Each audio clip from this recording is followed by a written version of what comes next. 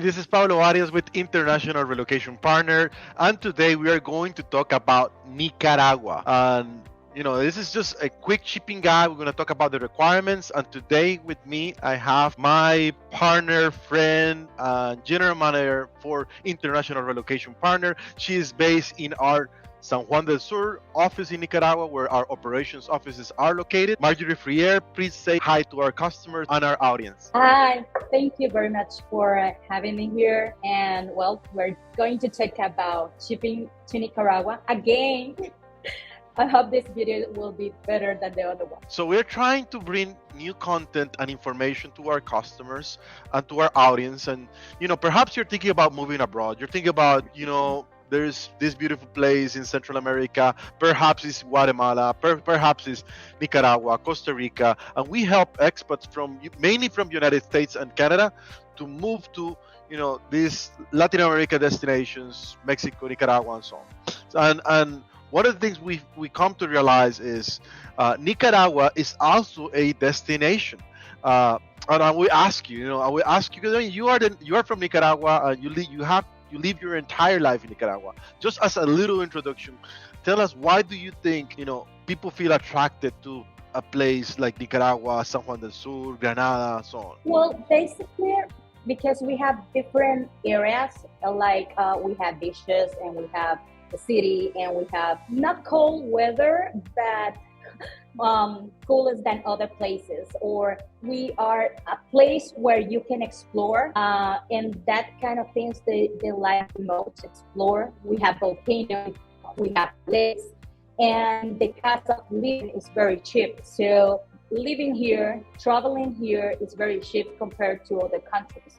Besides this, we have those things that they are looking for, like the beaches, the volcanoes, the city. See, I would say, and this is just personal opinion, I love Nicaragua. I get to visit Nicaragua, visit our offices at least once or twice every year. And before we even had an office in Nicaragua, I used to go to Nicaragua, a couple of times. I am from Costa Rica, so I am right, very close. I mean, I just have to drive a few hours, cross the border. Sometimes I take my truck, and I can see from Costa Rica what is the cost of living, the big difference of cost of living, for anything you eat. In Costa Rica, it's affordable if you compare with California or New York or Massachusetts. But Nicaragua, it's a lot more affordable, and you still have many of the amenities or many of the things people like about Costa Rica, like lots of beach towns or nature, and some of these things that people really feel connected with when they're moving abroad.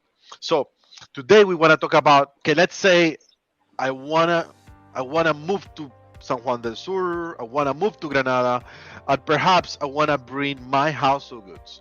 I want to ship my container, all of my things, and move everything into Nicaragua, or perhaps maybe just a few boxes and a small shipment, which is something that we are also could provide for you guys. Can you tell me more about the requirements? Briefly, what are the requirements if somebody wants to move and ship their household goods to Nicaragua? Yes, of course.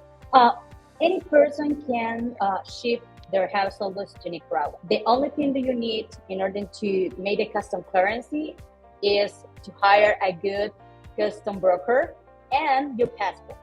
But depending on your immigration process, you will pay taxes, lower taxes, higher taxes, or no taxes. So the first thing you need to know, or if a person wants to move, is to first know how you're going to be in Nicaragua, how is this going to be your immigration status. If you're going to be a tourist person that is going to be living here like 3 months and then go and come back 3 months, and you are not going to be a resident, you can ship your household good or part of your household good, and we only need your passport.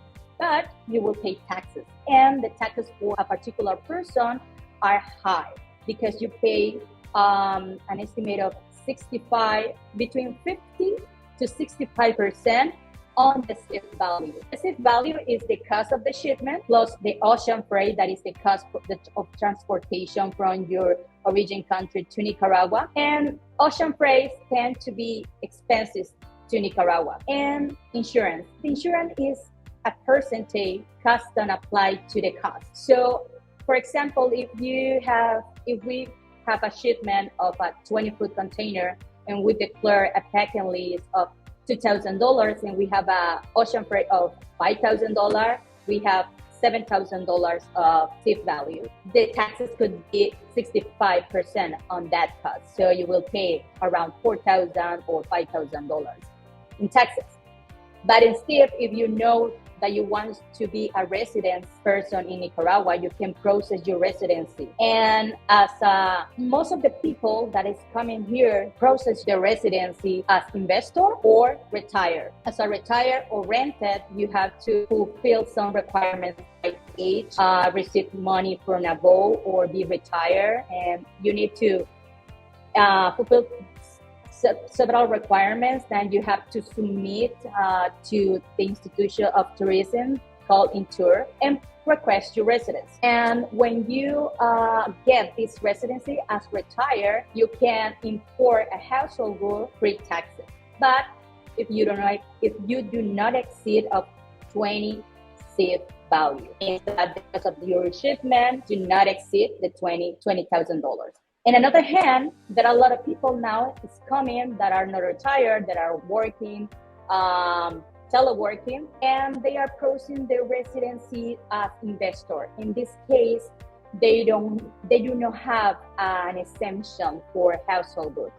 But if they decide to create a corporation, they can import the household good on the corporation name and reduce the tax. That always will pay taxes. Like the three type of categories, like non-residency, residency as investor, and residency as retire. You can import the household good, and depending on the kind of you decide, you will have some benefit. So one of the things I like to stress out, not everything works for everybody. Everybody has a different condition.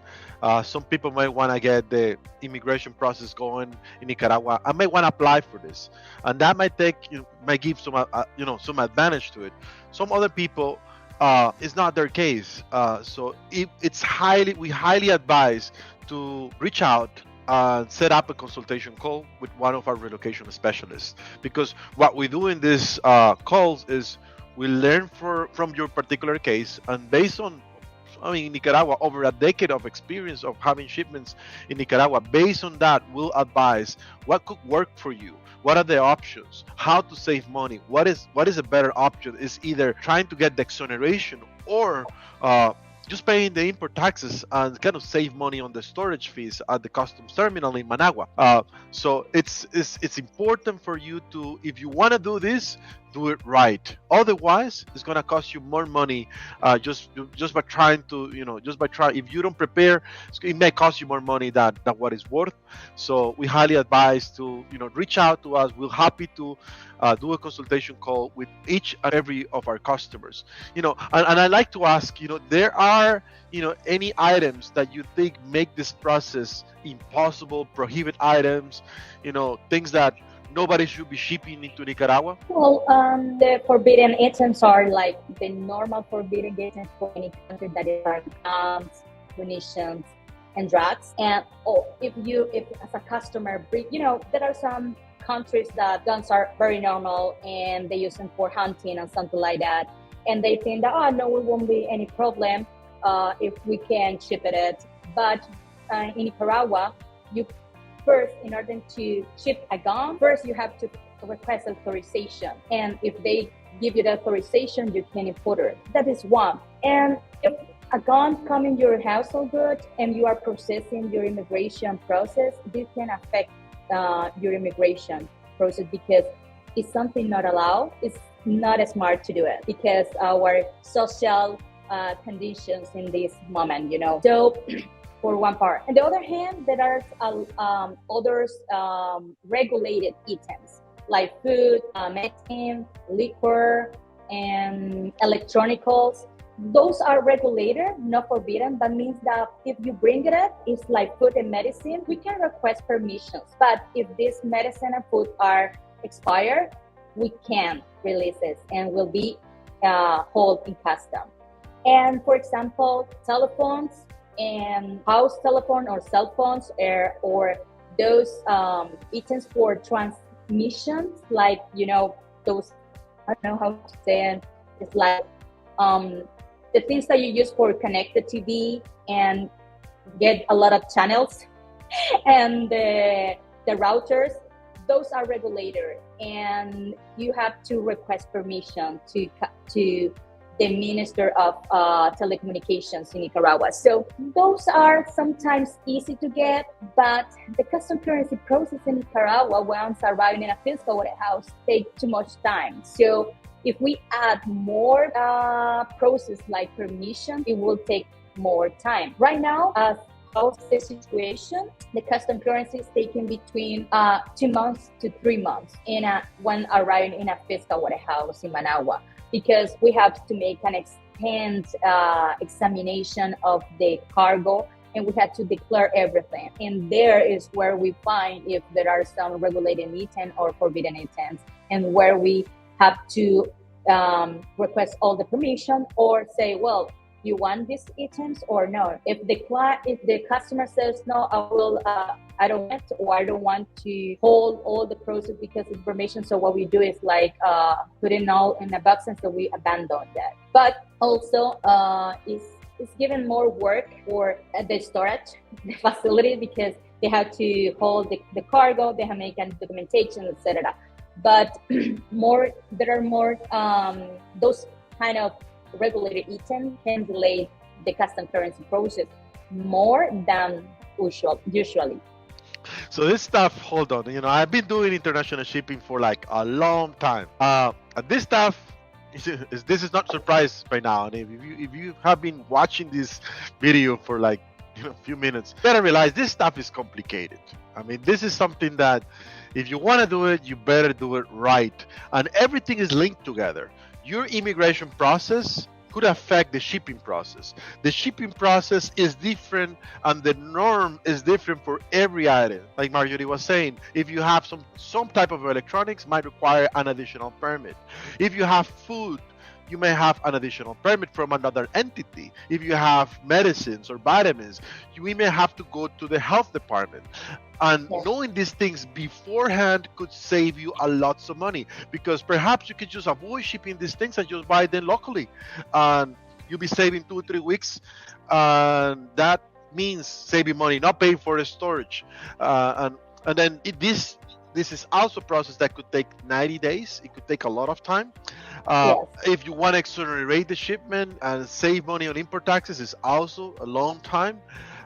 So first, before you make the decision of shipping internationally to any country, to Nicaragua, you need to understand what you're doing and understand the rules and the regulations. One last question for you, Marjorie. What if somebody wants to pay taxes and get it out as soon as possible? What is the quickest time somebody can, ship a container or ship, a pallet, an LCL shipment, and a small shipment? What is the fastest way somebody could do this once it lands into Nicaragua? Well, the faster way is if you have a company, if you have a registered company that is an importer, that is a faster way. I have some clients that they already has a company and they are importer, regular importer. So the custom currency process takes less time. But in order that you be a company that is registered as importer, it takes time, and also one of your, economic activity has to be the import stuff. So not all the companies that you're going to make will have this objective in their when the lawyer form the company. So we have developed a second way we have improved a way to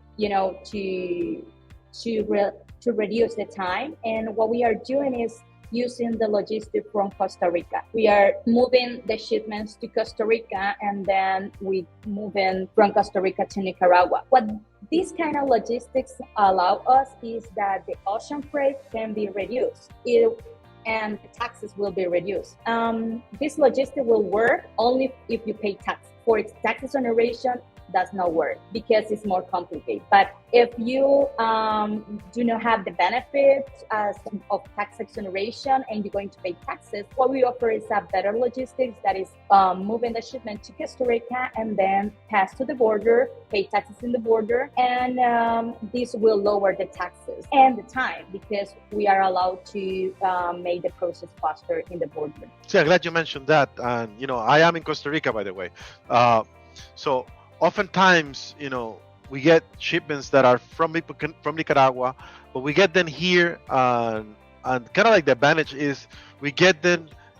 I guess it's a little bit more complex because we get them, we unload them, then load them in another truck that goes to Nicaragua. But this type of shipment allow us to reduce the entire 90 days process from like from 3 months to like 3 2 weeks. weeks. Yeah, 3 weeks. Maximum 3 weeks. So it's a phenomenal way to do it, and I don't think any other company could do this as efficient since we have offices in basically in the two countries and also in Panama. Anyway, thank you very much for this opportunity. It was super nice to talk to you and have you talk to our audience. I hope this information is useful for all of you if you're thinking about shipping and moving to Nicaragua. We'll have a team in Nicaragua that can help you and can guide you through this process. Thank you. Thank you, Pablo. Bye-bye. Bye.